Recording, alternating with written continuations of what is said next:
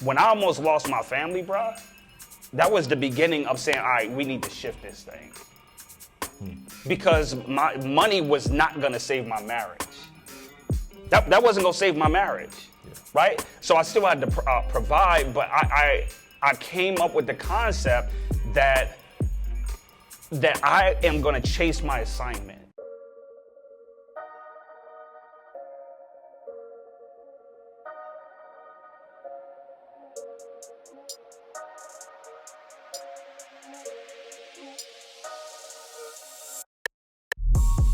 Welcome to another edition of a Father's Heart Podcast with your boys Sean and Cole. And George. Yeah, so listen, man, what's popping? Man, I came in, the music was blasting, I tried to dance my way in here. This is, I really did not know that you can dance though, Here we go. I've never seen you. Where's Alex? Let me see. I'm gonna put you on blast. Like, you dance? Like, do you dance? Do you dance? Do you dance? Can you move? Sean, can you move? I can move my shoulders. Okay. Oh, well, you say you was dancing. I can move my shoulders, brother. I can move my shoulders. But no, man, I'm really glad to be here. George, how's it going, brother? It's going well. I just wanted to say that I really feel some type of way that you came looking like this. Me and Sean are regular. You look real good, but you did let me know that you had a keynote that you had delivered today. So if Cole kind of takes over and sounds a little bit more important than we are, that's because he is. But we're so glad that This is what we do on the show, y'all. Yeah. And they didn't tell me their shoe game was gonna be that strong either. But you got some shoes on. You still got the beard though. Yeah. I do got the beard. I don't see a lot of beards in the room. Yeah. See, this is I don't care. I'm gonna get it out. I'm gonna get it out now. Listen, yes, I don't care. Yes, I still dye my beard. Yes, they're letting theirs go gray. I'm telling you, I just cannot do it. I won't do it. You know. Hey. All that good stuff. Yeah, listen, I let that go. Listen, I got a subscription. It comes every 2 weeks. Every 2 weeks, every is in the mail. Listen, it doesn't sweat off, bro. What are you talking about? I'm just saying, you never did yeah, it. you got to, if it don't sweat off. It's that. Come on, man. It's not the Beijing. I mean, it's the good stuff, man. No offense to Beijing if you want to sponsor. Yeah. For sure. Yo, so let's get it, man.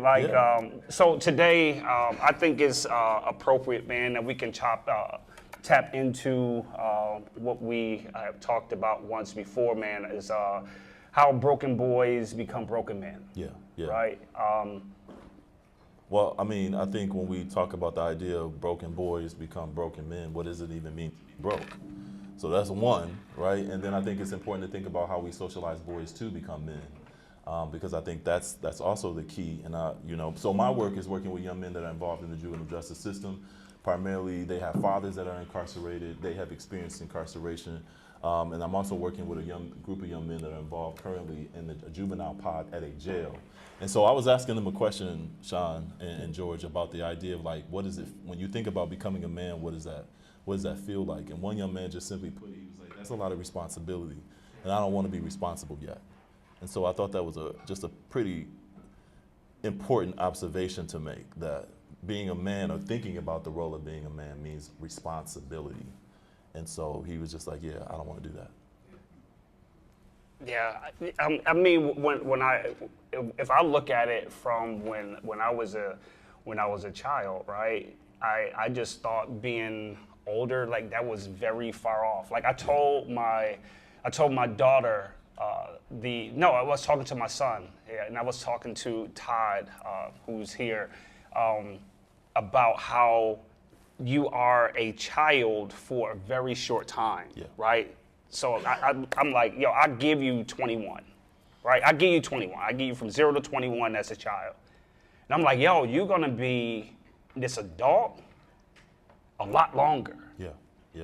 And my thing was, it's like, yo, what you do between this period that you have can dictate what takes place on that other side.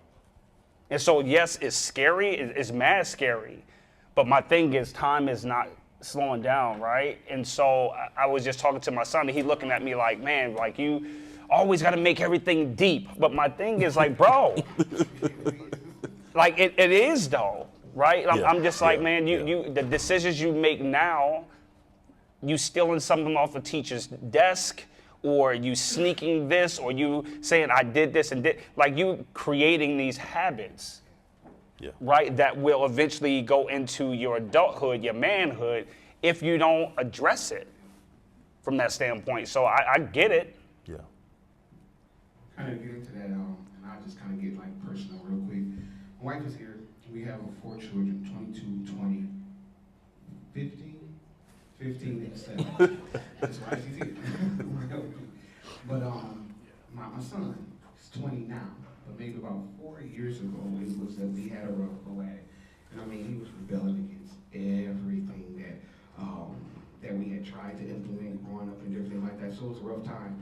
And there's also during a time where I'm like starting, well, I'm still in the early stages of my business and my practice and different things like that.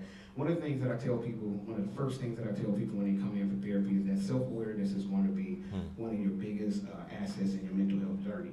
And so during this rough time, I don't remember if he ran away or if we kicked him out. Either kind of way, he started living on the other side of town with a friend of his and different things like, and I couldn't understand it. And the reason I couldn't understand it is because as a child, we didn't have much, right? Okay. So in my head, because I'm working and I'm grinding, I'm out the house from sun up to sundown, and anything they want, shoes, clothes, anything that I thought, everything that I didn't have, I'm just thinking that money was going to take care of, thinking money was going to take care of it. So anyway, we ended up reconciling at the end of that summer, and me and him was having a conversation. And cause I couldn't understand. Now, we wasn't living in like a mansion or Beverly Hills or nothing like that, but where we were staying was a little bit more safer, and different things of that nature than where he was staying. But he wanted to be there. Yeah. And we were talking, and he made the statement to me, things was better when we was poor. And what I didn't understand what he meant was you had more time for me. Yeah. You know what I'm saying? And so in my head, because I was healing my trauma from childhood, because I never had the nice shoes, I never had the nice clothes, and so I carried that into manhood, and I'm trying to heal myself. And in my head, I can't figure it out, because I'm doing this, I'm grinding for the family. I'm bringing home the bacon. That's what's supposed to be happening.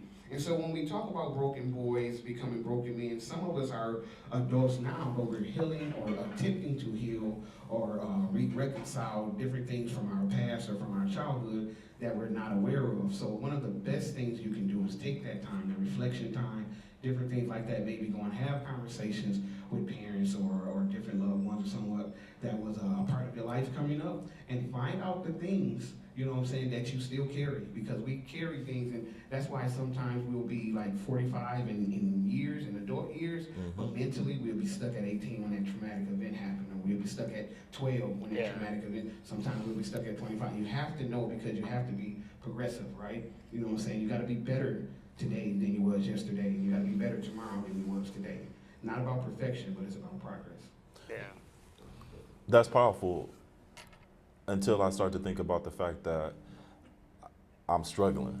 So I think one of the things you just said that I think is impactful to talk about is like, I still in some way operate out of scarcity. So yeah, I make decent money, but I'm scared I'm gonna go back to poverty. We see so we know what you mean. This JC Penney's, bro. Don't sleep on this. But I think that's key, because I think sometimes from my perspective, right, growing up poor, again, this idea that, I've gotta make it, and recognizing that making it doesn't always look the same way that everybody else sees it. So I'm really curious about this concept of like the hustle, because everybody is on the grind. It's like grind. But I think, how do you imagine the idea of taking away grinding for the intangible moments that you talk about? Because I think spending time with our kids is key, but that isn't something that people are promoting too. You spend time with your family as much as our society is saying to us, no, you've got to grind. So I'm grinding at 7. I've been taught to grind. Yeah. So it's like, how do you begin to shift that narrative so that you recognize the importance of your family? But I mean, the grind is real. I can speak for me. I don't even use that no more. So you don't even say grind? I don't say I'm grinding. I don't grind anymore. Right, because it used to be a badge of honor, especially the circle that I was trained in and cultivated in. You know, like real talk, like that group that was, and they winning, right? You know, they are great husbands, you know, great fathers and all that type of stuff. But I got away from using the word I'm grinding. Like I used to look at it, somebody called me like, yo, what's poppin'? I'm like, yo, just out here grinding, son. Yeah. I don't use that no more, right? Because my thing is, it's all about my assignment. And so if and I get what the notion is, but it used to be a badge of honor. Grinding meant that you're going to work up to sundown to make this money or provide. Yeah. When I almost lost my family, bro, that was the beginning of saying, all right, we need to shift this thing. Because my money was not going to save my marriage. That wasn't going to save my marriage, right? So I still had to provide, but I came up with the concept that I am going to chase my assignment. And so when I chase my assignment, it's not a distraction where my wife doesn't have to compete with me grinding and doing, where she's like, yo, you in an adulterous relationship with your job. Right? So for me, I no longer grind. For me, I chase my assignment. And what is that? With passion and purpose. What's mine is to men. Look around the room. This is my assignment. Right? To make space for individuals. I don't care how much, how rich, how poor, if you white, you black. Bro, fatherlessness does not have a color. Yeah. Issues on the inside does not have a color. So when I do this, or when I do the work that I'm called to, bro, I don't have to work sun up to sundown unless I'm not organized. Yeah. Right? So I get what I'm just saying for me, that was my shift. For me, Cole, that I don't grind anymore, man. I'm just like, God, what's my assignment? And I pursue that assignment. If it doesn't line up with it, I'm not doing it. Yeah. That's where I'm at. It's definitely a culture, and I kind of feel like it's dying down. And I actually remember that time because me and you would text each other early in the morning. Yeah, we'll sleep when we dead. And blah, blah. I'm saying all kind of crazy stuff. Now, I'm going to be dead when I'm dead. Right now, it might be 4 o'clock in the afternoon. If I'm tired, I'm tired. But people, another word that I don't use is like, because people like work-home balance. So I don't use work-home balance because, you know, that's, myself being an entrepreneur, some days it's going to take a little bit more. So I have a work-home flow.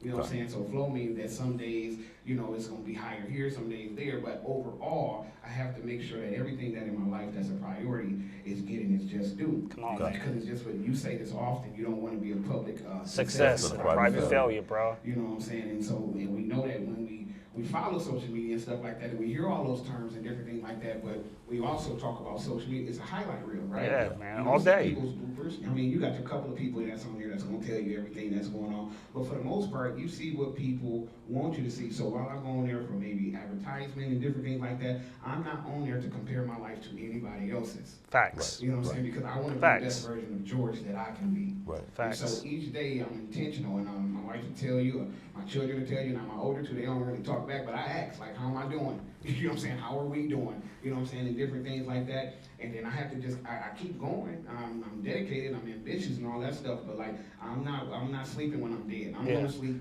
And this is another thing that I tell people in practice. If you don't shut yourself down for rest and relaxation and recuperation voluntarily, then your mind or your body will do it for you involuntarily.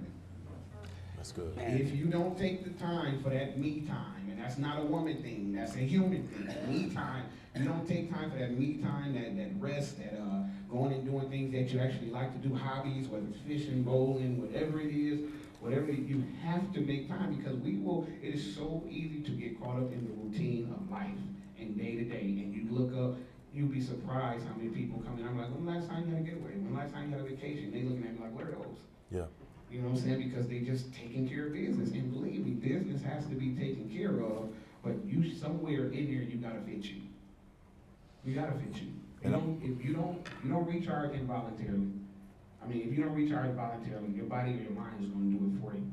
And just like we have all these gadgets and different things like that, they can be brand new, they can look great and all of that, but if you don't plug them in, eventually they're going to start running slow, they're going to be glitchy, and then eventually they're going to just power off.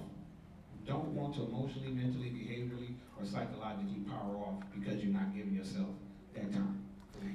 Before you say the next question for us, Cole, I do want to say this, man. I remember, man, I was in my wife when she worked at the local university, and every holiday, bro, she would get off like at least a month, right? She would get off a month. And during that month time, I was working the whole time. Be on holidays, I'm working because you're an entrepreneur, right? And I'm like, yo, I can justify by saying, and I used to justify and say to her, like, yo, I can only eat what I kill, right? Because I'm an entrepreneur. Like, yo, I don't have the luxury of having this residual. But then God, like, why not? Is the way you establish your system. Don't blame her or other people for you not having your system in place. You can have that month off. What did you do with the other 10 months? What's up, Father's Heart podcast family?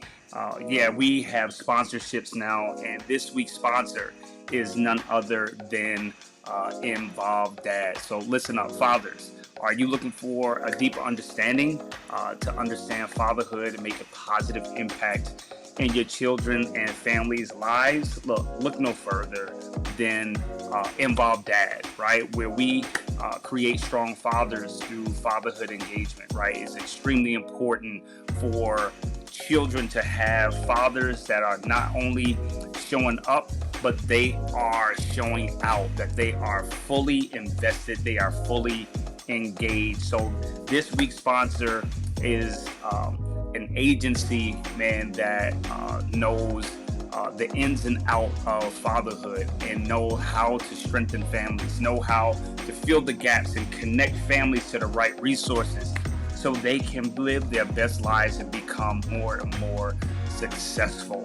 So listen, if you need assistance, if you know someone who needs help on fathering, on parenting, co-parenting, or a father that is just struggling, right? That he does not know how and what to do about his next move, because this game that we call, this life that we live, sometimes, man, it's like a game of chess, right? Like knowing your next move. And at Involved Dad, what we do, we help fathers make their next best move. So reach out to us, right? The number is 313-757-1388, and you can find us on the web as well, and that is involveddad.org. No S, because a lot of people put Involved Dads, although we want Involved Dads, but it's involveddad.org. So yes, listen, don't be average, you might as well be elite in your parenting and in fatherhood. What did you do with the other 11 months? If that was really a priority, Sean, that you wanted to have the 12th month off, what did you do with those other months? So that's my biggest thing, where I'm very intentional now about how I spend my time and how I prepare. Why should my children and my wife suffer for this over here? I just need to prepare and bring them alongside of this. So just to recap, right, because I hear you, brothers, right, and I'm also thinking to myself, well, one of you suggesting that we change our language. So one is language changing just in how we say. So instead of saying, don't, I'm grinding, remove that language so you don't actually start to practice it. Two, I'm also thinking and reflecting on, like, these are practices and teachings that you don't often get taught if you don't have men around you that are healthy to be able to teach that, right? Because I think a lot of this is about modeling too. So when we talk about broken boys become broken men, I'm only a reflection of the people that I'm looking at. So if I'm looking out of my window and looking out the door, and these are the men that are in my community and they are unhealthy, but they appear healthy from my lens, then I'm gonna begin to model, kind of what I see. And that just makes me think about this concept of, like, and I don't even know where I learned it from, but if you're walking down the street with a woman and you're supposed to be on what side of the street? What do they say? Outside. On the outside, right? Where? The cars are. Yeah. So I got to thinking, no, that I don't want a woman to get hit by a car, but why do I have to get hit too? It's like, so, but I mean, when you realistically think about it, I'm like, well, I don't want to get hit by the car either. So is there a way we can meet in the middle so I don't get hit? But I think that just speaks to socially how we have been trained to operate. We use our bodies, we tear our bodies down, you know, and so I just think that boys are watching. You know, I work with so many boys, and many of them are watching, and they're not even watching the men that are in there, because there might not be a man in the house, but they may be watching the next door neighbor's guy, the father that's coming in and out of there, or that whoever's coming in and out. So they kind of pick up the pieces, and I did, by watching all the other men around me. And so part of me just wonders, like, what wisdom and tools would you suggest the brothers in this space give, not only to supporting the kids that are in their homes, but how do we show up for the kids that are outside of our homes that might be looking at us even when we go to our car? Because I think is that our burden? Is that a burden that every man should carry? Or should he just be taking and focusing in on the kids that are in his home? So I just wonder, like, where do you guys land in that? Yo, you got it, I man. think it's a burden that every man should carry. Okay. I often, when I'm joking with Sean, I call him a world changer. I'm not a world changer, but I can change the world around me, right? And so sometimes as men, and I'm specifically talking to men, we have to unlearn some things to learn some things, right? What I'm saying is you have to be open to new information. You know what I'm saying? You have to be open to new information, because the fact of the matter is there probably are some younger young men or some children that are looking up to you and different things like that. And so you have to that goes back to that awareness piece where you have to know the things how you operate and whether it works or whether it don't. And if you're not getting the results that you need or the results that you desire, then you have to be willing to change. You have to be willing to change your thinking, because when you change your thinking, you change your operation, you change your behavior and different things like that. So I would say one of the earlier panelists was just talking about how hard it is for some people to just simply pick up a book. You know what I'm saying? And everybody's not a reader, but you know, everybody has a phone. You know what I'm saying? We walk around with computers in our hands. You know what I'm saying? So just information, different things like that. And if you're not getting the results you desire in various areas of life, you have to be willing to not only receive new information, but be willing to receive new people. One of the hardest things it is to do is to get a man to come in and sit on, because they think I'm finna tell him what to do. You know what I'm saying? And I'll get all the stuff. He put his pants on one leg at a time like me. And it's never to tell you what to do, but I don't fix people, right? What I do is offer different perspectives, different strategies, and different methods so we can get their life as close to ideal as possible. But in order to do that, you have to be willing to receive new information. You have to be willing to receive new people. And that's one of the hardest things to do, because I know my friends, you 15 years, you know, most of my friends that I deal with on a daily basis have been around. And so sometimes that can have us being like closed off to new people or different things like that, because it's like, nah, I know this person, they've shown themselves to be dependable, have my best interest at heart and different things like that. But we are made for companionship, and I'm not talking about romantically. We are made, like there's even scripture that iron sharpens iron, like that's very much true. You know what I'm saying? You are the company that you keep, like, you know what I'm saying? And that's very much true, and that's not, I'm not telling nobody to go home and call somebody like, hey, I can't chill with you no more. I'm not saying that at all, but I am saying if you are having cycles, you know what I'm saying, cycles of disappointment, cycles of failure, cycles of just being stuck in different things like that, you cannot keep doing the same thing over and over and over again, expecting a different result. It does not work that way. If a way that you are thinking or a way that you are operating is not working, you can't have statements like, this is just all I know, or this is just all that I do. Do something else. Learn something else.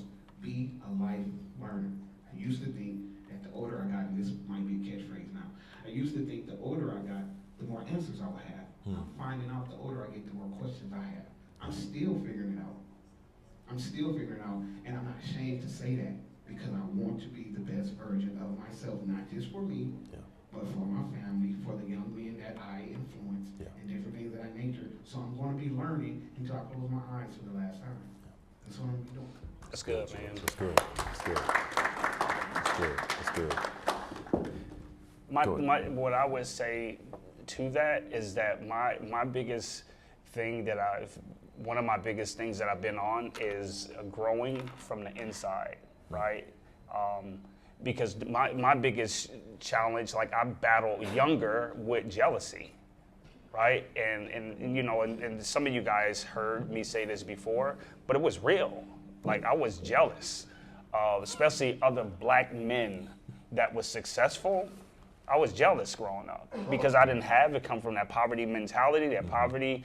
And I'm just like, you know, on the outside, it seemed like I was cool, you know, with it. But on the inside, man, I was hating, right? And so what I did is that when I met my wife and got married and, you know, and really wanted to do the work, I exposed it. And I told her, I'm like, yo, this is what I'm battling with. This is what I'm battling with. And in that safe space, man, you know, she just like, yo, we'll get through this together. And we prayed about it. And I did. I got over it, right? You know, but my biggest things is that I like to confront the things that are holding me back, the things that cause me, you know, to be somewhat broken. I'm like, yo, I'm gonna face you head on. Because I was quick to run away. But I'm like, yo, I'm not running no more. And so I began to run after the things that was trying to hold me back. And so that's my thing to the guys in the room. It's like, bro, we got to eventually confront it.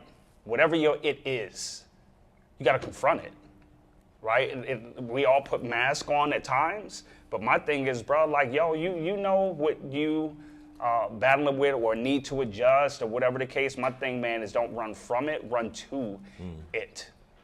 You said a very important term, and I just want to keep putting that out there, and that's safe space. The myth is that men don't talk, men do talk. Yeah. In a safe space. And so not only as men do we need safe spaces, but we have to be safe spaces. Like, and that means that someone, like you said, you went to your wife and he was like, hey, this is what it is. And you have to be able to do that without fear of ridicule, judgment, you know, different things of that nature. And sometimes when someone is just coming and talk to or express themselves, they're not looking for you to immediately go into like problem solver mode. Sometimes they just need a listening ear and they're processing and they just need somebody to be supportive. Now, you're supposed to be accountable. You're supposed to hold people accountable, and we should be accountable. But you have to learn, you know what I'm saying, why people are opening up to you and make it safe for them to continue to do so as they navigate through their journey. Yeah, and I think to add on to being a safe space, Nikki Jones, am I saying it right?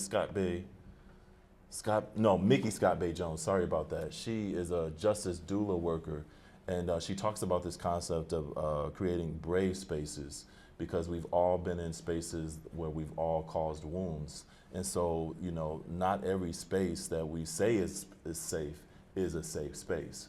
And so I think that that's really important, because we have to connect safe and brave together to really be able to do some of the work. And I think in addition to that, I've also been exploring the idea of vulnerability, not only just from the space of sharing, but vulnerability in telling men what I need. You know, so this idea of like, I've got boys and I've raised 8 sons and I didn't even know how to hug. And so, you know, I thought that hugging was you do a quick side hug, you know what I'm saying? Or you do a hug, but it has something embraced in the middle of it. Because I thought, you know, I've got to make them tough. They got to become men, and men are tough. So that whole concept of, you know, being in the man box that Tony Porter talks about, it impacted my ability to be a loving, nurturing, healthy father, because the word nurturing and father did not seem like that was something that was supposed to be done. And not only was I raising my own biological son, but I was also raising other sons. And so I think, you know, Sean, I think it's really important that, you know, maybe to unpack when we talk about broken boys become broken men in your book. Can you speak to a little bit about what does it mean to be vulnerable, and to talk about like how do we show up in spaces where we not only are just vulnerable with, you know, asking for help, but we're also vulnerable by asking other men to say, hey, bro, I actually need you, you know, because I think that, you know, I thought you could just do it by yourself. And then I started hanging out with you and started learning, I know some of this, but I also need to be able to ask you for help. And so I think that's just an important space too for men to sort of recognize. So I'm gonna stop talking so that you can, but I think that's key. Yeah, when I look at all of that, Cole, the biggest thing, man, is being willing to do the work, right? And y'all heard me tell this story, and I say it again for those who never heard it. I say sometimes, man, that we want what it look like, we don't want what it feel like. right? We want what it look like. We don't want what it feel like. And a few years ago, I bought a fake Louis Vuitton duffel bag. I bought it off the streets of New York for $75. If you was to buy a real one, that's gonna cost you a couple racks. And my daughter reminded me, it's like, Dad, you bought that fake bag. That's not a Louis, I don't know what they call it, like a Chewy or something like that. And so I felt bad and I was gonna throw it away. And I'm like, I'm never gonna use it. And I haven't used it, but I didn't throw it away. I used it as a prop at some of my speaking engagements.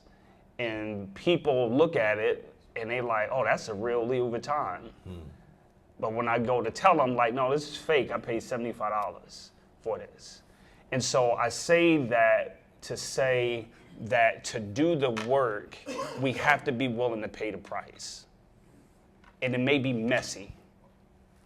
It may be messy. We don't have all the answers. For me to get to the place that I've never been before, I have to be willing to pay the price.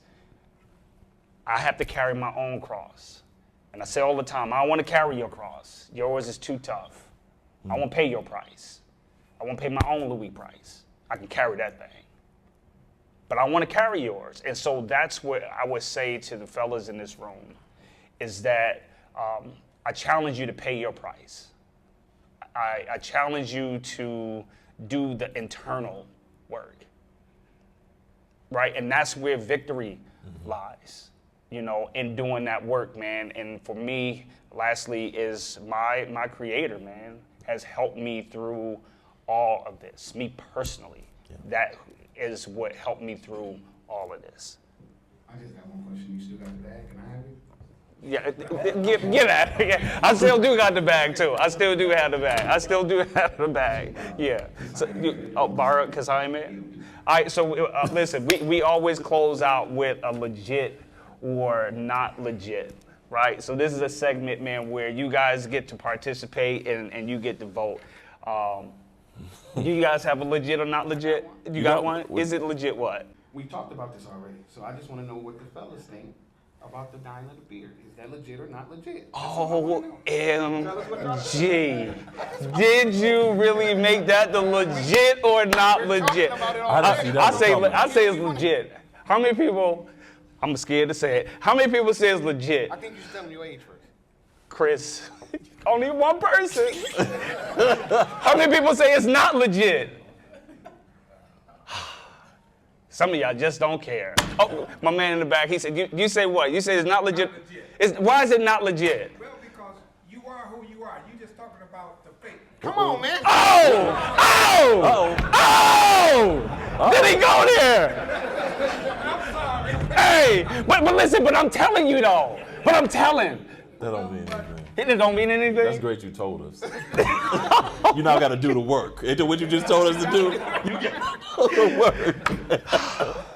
work. Boy, they something else, man. I mean, it is what it is. It is what it is. It is what it is. I'm work in progress. Pastor, what you say? Pastor got the last word. What you say, Pastor? When you talk about a beard, Uh-oh. color, legit and not legit, we're talking about natural as opposed to unnatural. My body doesn't naturally smell good by itself. I could say, hey, I'm just being natural and stink up the whole room. Come on, wait. I like where Is you that what going. you doing? I feel like he brought it back. My teeth are not naturally wonderful. Come on. Talk to me. Oh, you like this? Come on, Pastor. That's my pastor. Let's go. Oh, that's your pastor. That's my pastor. If I don't do maintenance, you'll see yesterday's dinner and the day before and things of that nature in my grill. So I'm just helping you out because you needed some help. Let's go. We dropped the mic on that. That's our time.